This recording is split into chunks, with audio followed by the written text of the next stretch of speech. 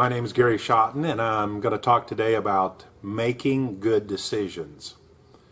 You know, we're all adults, and in my case, I have my children are grown, and I have 7 grandchildren, and my wife and I have been together for 40 plus years, and through those years, we had to make some pretty critical decisions. They're really life-changing decisions, directions of life decisions, and I'm going to go through some of that and hopefully give you a couple tips that would be helpful. No way am I conveying the fact that I made all the right choices. No way. I would say that at the end of the process, I'm pleased where I'm at. Let's start with just the reality that we're probably not going to get a full, clear picture before we start in a particular direction. We're only going to get bits and pieces of information. And I'm not one to try to make a quick decision by any means, but once I've made my research and my thoughts and put my thoughts together, I like to prepare and then wait a while for things to develop. It's kind of like a photograph that at first you take a photograph and it's not quite in focus, and you can go back and focus a little bit and come back into clearer focus. And then I like to see the pieces start falling together. Now, I'm very open about in my teachings, although we're not preaching to you, that God is my source, that the Spirit of God guides and leads me. I look to Him for guidance every single day in my own way, in a subtle way. I believe He guides me, and I believe He communicates to me, especially in the area of decisions. But how does that work? Well, one thing I've come to conclusion that if it's something that really is open to be considered, it will stick with me for a while. It won't be a fading thing. Time won't get away. In other words, I don't have to make that decision right now because tomorrow it will be gone. I've come to conclusion that most quality decisions are still going to be good and quality decisions a few days and maybe even a few weeks and maybe even a few months after I first start thinking about it. I'm not quick to jump on board on my major decisions. I've discovered that I personally ponder them. I don't talk to a whole lot of people, my wife even. Some of my thoughts, nothing wrong here, nothing immoral, but I have a lot more thoughts about what we should do and where we should go in the direction as a family without openly discussing them with her to begin with. Certainly we discuss them down the line, but if every little thought I had we discussed, they're just thoughts. I'm not actually acting on these. There's nothing lost in thinking about something. And then as time goes on, I like to see little pieces come into play, little pieces of the puzzle, like putting a puzzle together. It's, oh, that's interesting. That's a little piece that adds more flavor, more value, more possibility to us going in that direction. I'm going to give some examples here in a little bit.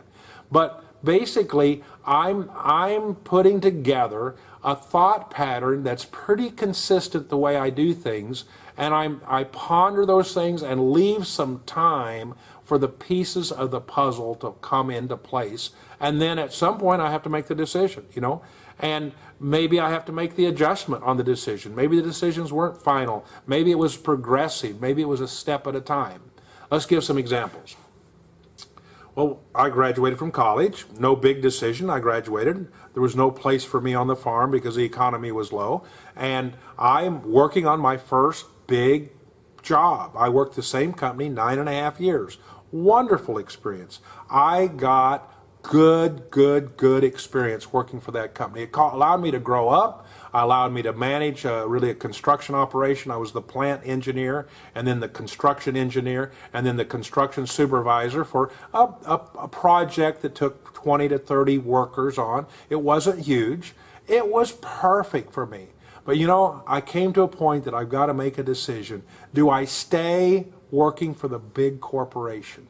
And I started looking at that. I said, I see these other people working for the big corporation. I don't like the end result of that. I had my dad just gave me one little bit of advice. He didn't even elaborate. He said, Gary, you shouldn't sell your soul to that company. Now, there's people watching this that are dedicated employees have worked 50, 60 years for, or 40 years for one company. That's fine. It just wasn't me. And so I had to start deciding, would we do something different? And we contemplated moving almost 1,000 miles to go to Bible school. Well, I didn't make that decision too early. I'm thinking about it. We actually filled out our application. We actually filled out an application to go to Bible school and sent it in to see if we would be accepted. So then we would even see if we would think about it seriously. Oh, we were accepted. Okay, that's fine. Then, I see that the facts of our business, we're at low economic times, that I might even not have a job where I'm working now because it really cut deep in the economy. Didn't happen, but I'm thinking, I'm not running afraid, but this wouldn't be a bad time to move. I wouldn't be leaving anybody at a lurch. I've always had the opinion that when I leave something, I want to leave when it's on a high. Then I had some need for finances. I had some cattle, and they had some cattle that were impregnated for baby calves, and those baby calves came due. I actually had a piece fall into the puzzle that I had the money. Now I just had to fill out a few of the little details, and we're off for 9 months to go to Bible school. That was our plan, but we got there, realized that God had a different plan, sold that ranch, the little ranchette that we had, and now have lived in Tulsa, Oklahoma area for many years. That was a big decision. So the pieces started falling into place. I found that if I'm making a decision, that a lot of times when I'm getting close to making the final decision, good will show up. But I need to be patient because great is right around the corner.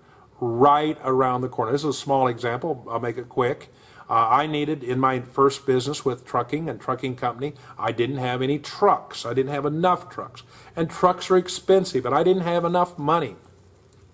So I was looking, and I decided I'd drive over this 90 miles to a city nearby and look at this truck. It was old. It was not great. And I almost attempted to buy that truck. It was a couple $1,000 is all it was.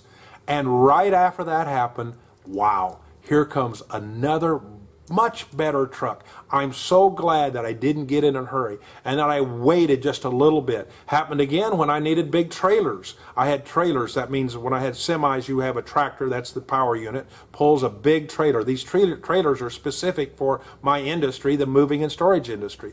I was looking, I needed so bad some trailers. And I saw, and I almost flew and bought a couple down in Texas.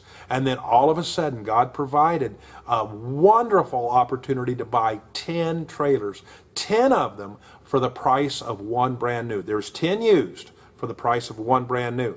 But the beauty was they're already painted with the logo, everything I needed for my dealership that was going to, actually the paint job was worth more than the trailer. That's how good a deal it was. God kept showing up. I need one thing after another. Seems like if I pondered it, I thought about it, I gave some time for good to pass to get to great, and then I was ready when I had done my research. If I hadn't done my research, I wouldn't know it was a good buy. So I think that's part of God's plan with me anyway, is that I can't just say, hey, God, would it just show up in my mailbox? That's not how it's worked for me. I have to go out and hustle, do my research, dig in, find all about it. I'm a learner, so I like to learn about those things anyway. And then I know what a good market price is for one, and then a great price comes in. Wow, I know what God provided in that regard. So hope this helps. A little lessons. Please share these if you would. Thank you.